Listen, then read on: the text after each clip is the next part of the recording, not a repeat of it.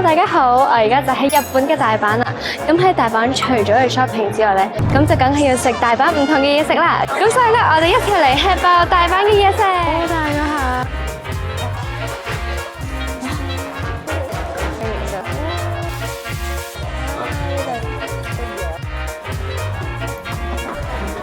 好，咁我哋咧第一站咧就嚟到呢一個 Katsuga Curry 啦。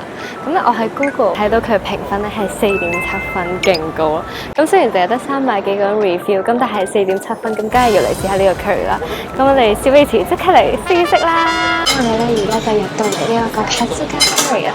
咁原來咧佢呢一間餐廳咧係一個吧台子嘅，咁淨係得大概7至9個位可以坐。我哋其實琴日係嚟過想排隊，但係嗰陣時真係個店出邊有差唔多20幾人排緊隊，所以我哋就放棄咗，就決定今日早啲嚟。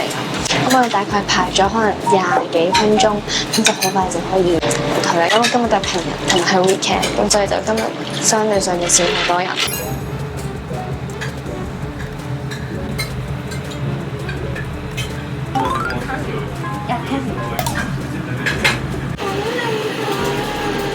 好大碟個成個 curry， 我哋已經叫咗小飯啦，但係都係好多。咖喱味好香喎，因為佢入邊嘅醬咧係有啲牛肉絲，呢個咧就係嗰個豬扒啦，試下佢先。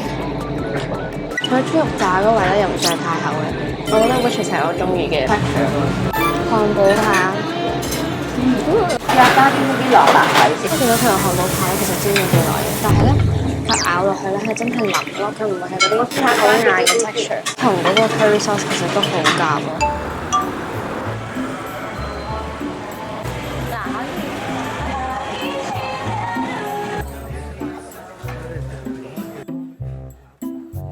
好，咁我哋咧而家就係黑門市場啦。咁佢本身係6點鐘閂，但係咧佢呢一個 food court 嘅嘢咧，好似係6點半先閂。咁我哋就嗌咗大啲海鮮啦，仲有餃子同埋茶葉。咁本身唔 expect 會喺度食咗好多嘢。海膽啦，人生第一次食生嘅海膽。哇！好甜喎，佢個海膽。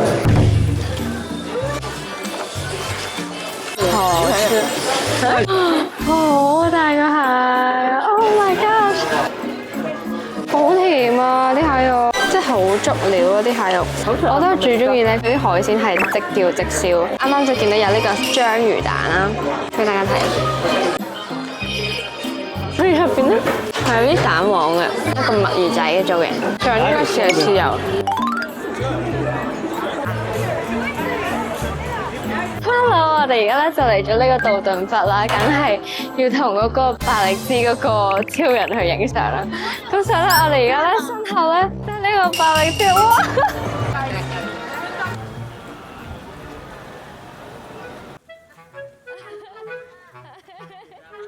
好，咁咧我哋而家想食章魚燒啦。我哋就喺呢一間鋪度咧嗌咗一個係4個 flavour 嘅章魚燒啦。我係見到 thread 咧有好多台灣人 recommend 呢一間嘅話係即係最符合佢哋口味啦。得4隻味咧，就有一個有葱啦，另外一隻有啲我唔知叫做乜嘢，同埋有一種係最普通嘅章魚燒。但係同埋咧，佢全間嘢好多日本人咯，冇乜外地人。呢度有個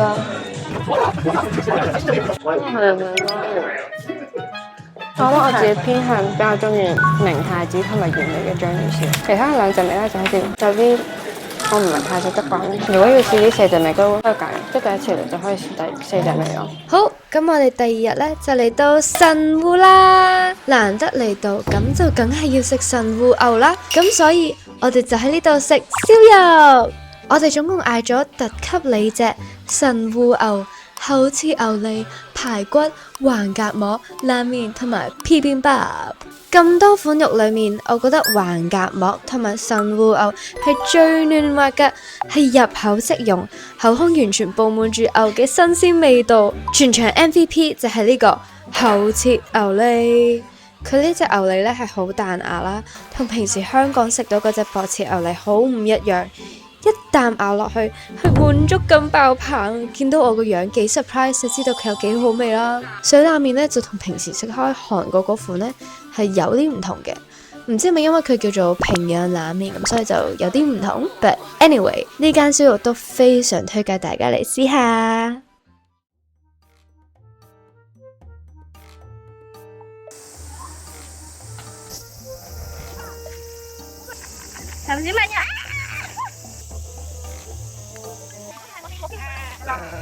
Hello， 我哋而家嚟到呢個有馬小鎮啦。咁有馬最出名嘅咧就係溫泉。咁但係因為而家就係夏天啦，仲埋佢係30幾度 Celsius degree， 所以我哋就唔浸溫泉啦，就而家去行下睇下有咩食。我哋第一站咧去咗食呢一個牛肉餅先。Let's go！ 而家就嗌咗呢個有馬出名嘅 cider 啦，同埋呢個牛肉餅啦，耶！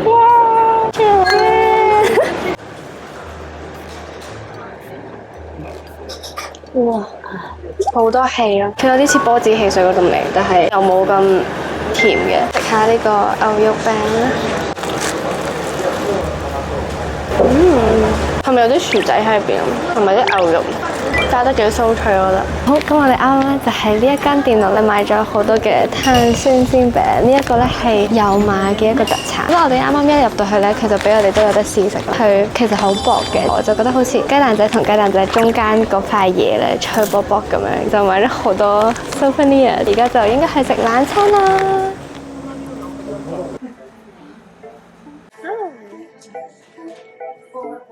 我哋咧就嗌咗抹茶啦，同埋 mango passion fruit 嘅口味啦。抹茶嘅 flavour 咧係一個好濃郁嘅抹茶味，咧好似飲緊抹茶咁。啱啱嗰個 gelato 個店咧，其實佢哋2023年係拎過獎嘅，好似拎過第一。咁嚟到呢度梗係要食啦。同我喺歐洲食到嘅 gelato，佢嘅 texture 都好唔同嘅。我覺得呢度嘅 gelato texture 咧比較綿密啲，呢度抹茶口味真係做得好好。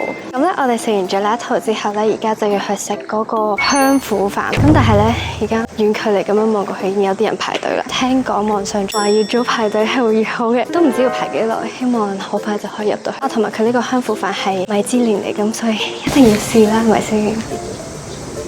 好，咁我哋咧而家終於嚟到呢個餐廳入邊啦。而家就係6:38，我哋大概排咗個半鐘都有，就先至入嚟食嘢。我哋咧嗌咗呢一個牛嘅嗰個飯啦，再加一個魚嘅飯。咁希望排呢個半鐘係真係值得咯。1、2、3，佢個肉係喺面啦，即係入邊就係芽菜啦，仲有啲蘑菇啦，仲有蘿蔔咯。俾大家睇下個副飯，咦，同埋佢嘅飯咧係粒粒分明噶咯，佢嘅飯咧係吸收晒佢入邊嗰啲材料嘅嗰啲鮮味，所以就令到佢個副飯咁好味咯。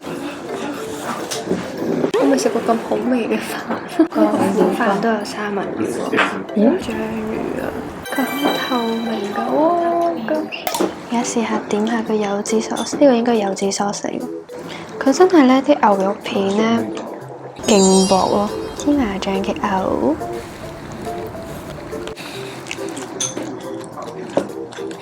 佢似係嗰啲入口即溶嗰啲 friend。Hello， 我哋咧終於入到嚟食我哋今日嘅第一餐啦，因為今日冇食到早餐，好遲起身。我哋咧而家就食緊一個烏冬，咁我哋嗌咗有烏冬嘅煎麵啦，即係烏冬嘅 sukiyaki， 同埋一個類似係牛加一個奶油嘅烏冬麵嘅。咁咧同埋我哋到嘅時候已經差唔多1點幾啦，所以我哋係喺出邊間鋪度排咗可能20至30分鐘先入到嚟嘅。終於有得食啦！有啲肚餓。係。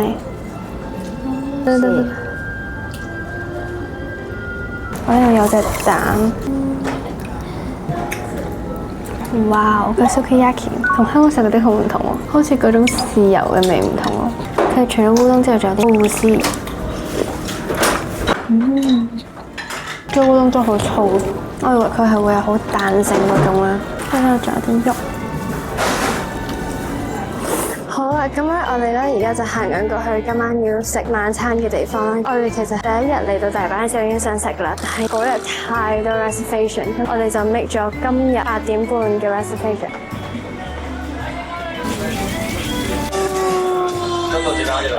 成堆嘅 green onion。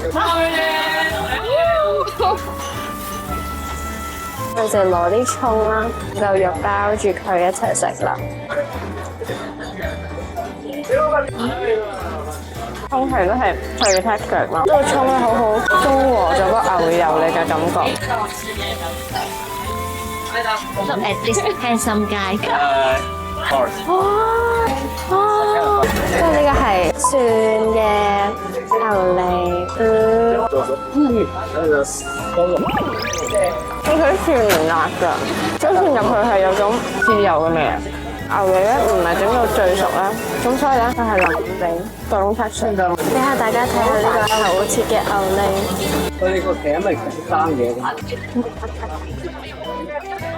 lettuce 同佢一齊，就咁樣哦。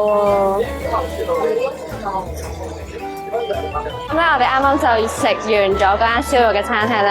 聽個店員講咧，佢哋其實有幾間分店嘅。我哋啱啱食緊嗰間咧係佢哋最老嘅嗰間分店，全間餐廳都係最多坐20幾個人嘅。咁但係就覺得其實佢嘅 food quality 都好好啦。